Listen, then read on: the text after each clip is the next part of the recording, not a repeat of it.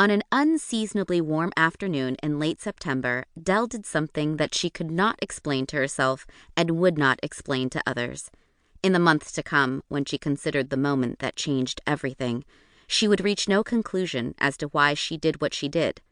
In the short term, it was stupid, but in the long term, it was nothing less than catastrophic. The cleaning of South Elm started as it normally did. Dell picked up the keys from the agency and checked the paperwork to see if there were any add-ons. Sometimes the owner wanted the fridge cleaned or the oven scoured. Other cleaners wouldn't do that sort of filthy work and tried to trade jobs, but Dell didn't mind. She got paid $15 out of the agency's $50 fee for extras. On this occasion, a note indicated that she needed to change the sheets in the top-floor guest suite. South Elm was fairly straightforward. She had cleaned it twice a week for more than a year without ever meeting the occupants, but she knew them from her intimate involvement with their stuff. The owner was a single mother with twin boys and, judging from her Japanese knife collection and elaborate home cinema, a serious amount of cash. They lived in a 5-bedroom brick townhouse overlooking a small gated park. As Dell let herself into the house and went to the cleaning cabinet in the kitchen, she thought that the owner's man must be coming. She wasn't sure who he was or the nature of his relationship to the homeowner or her sons, but she had picked up enough details to piece together the scenario. He visited every other month or so. Dell was always asked to set up the guest bedroom for him, perhaps for propriety's sake, but at some point he ended up in the owner's bed. His sheets were mussed, but didn't have the stink of having been slept in overnight, and Dell had found his plaid boxers bunched at the foot of the owner's bed. Dell took the bucket and cloths out of the cabinet and then removed the cleaning solutions and spray bottles from the drawer beneath the kitchen sink. She started with the spritz around the living dining area, which opened to a huge bay window that overlooked the park.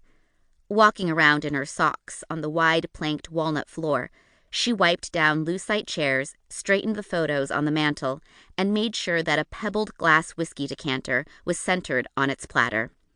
Then she started to clean the floor. Plunge, wring, mop, repeat. She liked this type of work because it allowed her mind to drift. Dell thought about Night Must Fall, which she had watched on TV last night with her roommate, and wondered if they would get pizza for dinner. She moved to the kitchen to get the good stuff, like the greasy stove hood filter. Putting on gloves, she filled the sink with palm olive and hot water. Later, with an hour left of the clean, Dell leaned the mop against the wall on the 3rd floor, across from the children's sky-lighted playroom, and felt a drop of perspiration roll from her throat down to her bra. Her chapped hands burned from being soaked in cleaning fluids. It was late afternoon, and the sun shot like a dart through the blinds at the end of the hallway and went directly into her skull. The turbo vacuum cleaner still roared in her ears, though she had unplugged it at least 20 minutes earlier.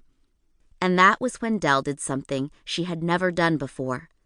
She went through the house, room by room, touching the owner's belongings as if they were hers. The silky pearl nightgowns that Dell herself had tucked into the marble-handled chest of drawers. A toy aircraft carrier with guns that popped. A small gold compact that clicked open to reveal a cake of raspberry gloss. She touched her fingertip to the gloss, felt it melt to a semi-liquid state, and pressed it to her lips. Then she turned on the tap, took off her clothes, and got in the tub. Dell wasn't cleaning the tub. She had done that already. She was submerging herself, a boiled lobster color to her skin. Just as she reached for the cork-topped glass container of bath salts, a woman with straight black hair appeared in the bathroom door, a crumpled paper grocery bag under one arm. The green tops of carrots hung limply from the bag. Dell expected screaming. It was the owner of the house, and she had never seen her cleaner before. But she didn't scream. She simply put down her bag, threw over a towel, and watched as Dell put on her bleach-stained jeans and loose gray t-shirt. The woman was wearing a crisp white lab coat with her name stitched in blue above where her heart must be. Dell had laundered that coat before. It had to be washed with light colors. In silence, they walked through the long white hallway and down the stairs, where Dell slipped on her shoes and went to the door. She wanted to apologize, but the words didn't come. Shame pulsed through her body. The woman in the lab coat stood at the top of the brownstone steps and watched as Dell retreated to her bus stop. By the time Dell got to the agency to drop off the keys, there was already an envelope on the desk with her name on it. It was her final paycheck with a yellow Post-it note stuck to it. On the Post-it note were 2 words handwritten in black ink: "Get lost."